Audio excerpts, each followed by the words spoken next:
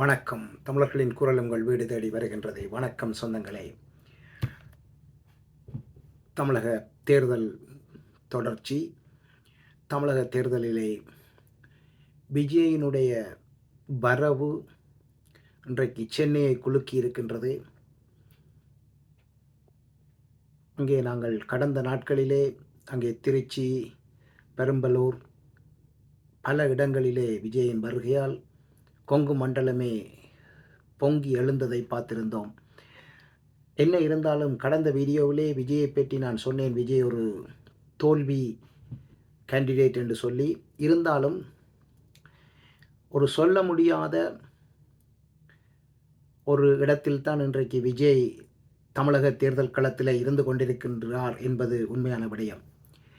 என்ன எப்படி இருந்தாலும் எடப்பாடியார் மிகவும் மகிழ்ச்சியிலே பல கருத்து கணிப்புகள் எடப்பாடியார் முன்னிலை வகிப்பதையும் அனைத்திந்திய அண்ணா திராவிட முன்னேற்றக் கழகம் முன்னேறி செல்வதையும் காட்டிக்கொண்டிருக்கின்றது. விஜயனுடைய அதாவது தேர்தல் வெற்றியோ தோல்வியோ நிர்ணயிக்க முடியாத ஒரு இடத்திலே ஒரு பேலன்ஸ் தான் இருக்கின்றார். அதாவது கூடுகின்ற கூட்டம் இவருடைய அரசியலுக்காக கூடுகிற கூட்டமா அல்லது இவருடைய ரசிகர்களா இல்லாட்டி இவர்களை பார்க்க வந்தவர்களா என்று எங்களால் பிரித்து பார்க்க முடியாமல் இருக்கின்றது. சரி, நாங்கள் பார்ப்போம். இன்றைக்கெல்லாம் சென்னை குலுங்கி இளைஞர்கள் கூட்டத்தால் ஆர்ப்பரித்ததை காணக்கூடிய மாதிரி இருந்தது. இருந்தாலும் விஜய்க்கும் ஒரு 15% வாக்குகள் இருப்பதை இந்த அறிகுறிகள் காட்டிக்கொண்டு தான் இருக்கின்றன. சீமான் நிச்சயமாக படுதோல்விதான், அதில் எந்த மாற்றுக்கும் இடமில்லை. அங்கே பார்த்தோம் என்று சொன்னால் அங்கே அனைத்து இந்திய அண்ணா திராவிட முன்னேற்றக் கழகம் எங்கெங்கே காங்கிரஸை எதிர்த்து போட்டியிடுகின்ற தொகுதிகளிலே அண்ணா திராவிட முன்னேற்றக் கழகம் வெற்றி வாய்ப்பை ஆல்ரெடி உறுதி செய்துவிட்டது என்று தான் சொல்லக்கூடிய ஒரு நிலைப்பாடு காணப்படுகிறது. ஏனென்று சொன்னால் காங்கிரஸ் வேட்பாளர்களுக்காக பிரச்சாரம் செய்வதற்கு ஆட்கள் இல்லாமல் கூடாரம் காய்ந்து போயிருப்பதை கவனிக்கக்கூடிய மாதிரி இருக்கின்றது. அதில் சிங்கநல்லூர் கொங்கு மண்டலத்தின் முக்கியமான ஒரு பகுதி, அந்த ஏரியாவிலே அங்கே வெற்றி உறுதி செய்யப்பட்டிருக்கின்றது. இன்னொரு தொகுதியும் அங்கே வெற்றி உறுதி செய்யப்பட்டிருக்கிறது அதே கொங்கு மண்டலத்திலே. இருந்தாலும் எப்படி இருந்தாலும் நிலைமை எடப்பாடி தலைமையிலான அனைத்திந்திய அண்ணா திராவிட முன்னேற்றக் கழகத்திற்கு சார்பாக சென்று கொண்டிருக்கின்றது.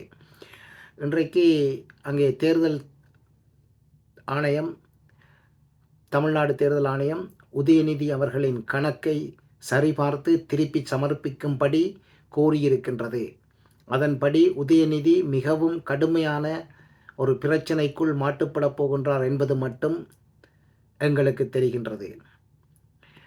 ஸ்டாலின் போகிற இடங்களிலெல்லாம் புலம்பி தள்ளி கொண்டிருக்கின்றார். காரணம் என்னவென்றால் அங்கே தொகுதி மாற்று முறைகள், அரேஞ்ச்மெண்ட்டுகள், அதாவது நாடாளுமன்ற தொகுதிகள் நம்பர்கள் எண்ணிக்கைகள் மாறுகின்றதை பற்றி வீணாக புலம்பி தள்ளி கொண்டிருக்கின்றார்.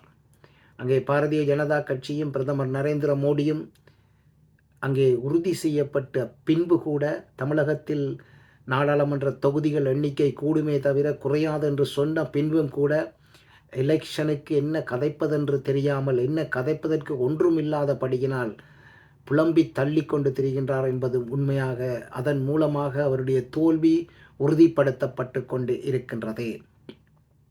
அங்கே செந்தில் பாலாஜி கொங்கு மண்டலத்திலே 1 கிராம் தங்க நகை ஒரு வீட்டுக்கு ஒரு வாக்காளருக்கு என்று சொல்லி 3-4 தொகுதிகளிலே தன்னுடைய வேட்டையை கட்டவிழ்த்து விட்டிருக்கின்றார். ஸோ இப்படி பலவிதமான கட்சிக்காரர்கள் பலவிதமான முறைகளிலே தங்களுடைய வேட்டைகளை தொடங்கி இருக்கின்றார்கள். குறுகிய நாட்களே தேர்தலுக்கு இருக்கின்றபடியினால் இந்த குறுகிய நாட்களிலே என்ன நடக்கப் போகிறது என்று சுவாரஸ்யமாக ஆராய்ந்து கொண்டிருக்கின்றோம். நிச்சயமாக உங்களுக்கு நல்ல செய்திகளை கொண்டு வருவேன் என்று நம்பிக்கை எனக்கு இருக்கின்றது. தயவு செய்து ஆதரவு கொடுங்கள். நன்றி, வணக்கம்.